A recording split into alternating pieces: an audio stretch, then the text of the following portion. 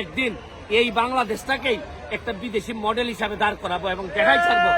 এবং শপথ নেওয়ার পরে, এমপি হিসাবে শপথ নেওয়ার পরে যে মাধবপুর সোনারঘাট আমি পাইছি, এমপি হিসাবে বিদায় নেওয়ার আগে এর চেয়ে ভালো মাধবপুর সোনারঘাট আমি রেখে যাবো, এটা আমার শপথ।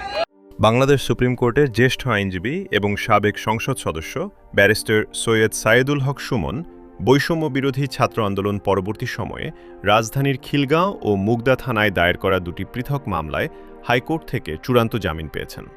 বুধবার ২৯ জুলাই বিচারপতি শেখ মোহাম্মদ জাকির হোসেন ও বিচারপতি মোহাম্মদ জাকির হোসেনের সমন্বয়ে গঠিত হাইকোর্ট বেঞ্চ শুনানি শেষে এ আদেশ দেন। আদালত পূর্বে ইস্যুকৃত রুল অ্যাবসোলিউট চূড়ান্ত ঘোষণা করে এ জামিন মঞ্জুর করেন। আদালতের শুনানি ও আইনজীবীদের বক্তব্য আদালতে ব্যারিস্টার সুমনের পক্ষে শুনানিতে অংশ নেন জ্যেষ্ঠ আইনজীবী এম লিটন আহমেদ। আইনি প্রক্রিয়া শেষে সংবাদ মাধ্যমকে তিনি নিশ্চিত করেন, খিলগাঁও থানার একটি হত্যা মামলা এবং মুগদা থানার একটি হত্যাচেষ্টা মামলায় হাইকোর্ট থেকে আগে রুল জারি করা হয়েছিল।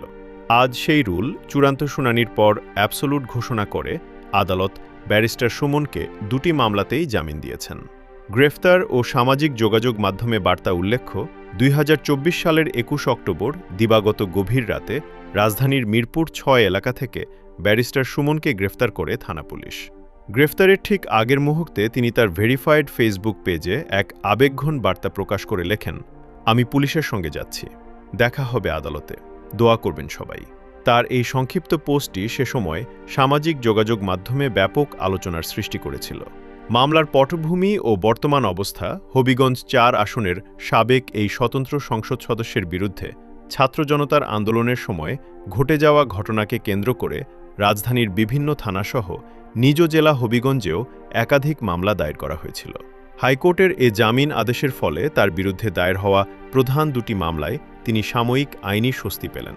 তবে তার আইনজীবীরা জানান, অন্যান্য মামলাগুলোর বিষয়েও নিয়মানুগ আইনি লড়াই অব্যাহত থাকবে।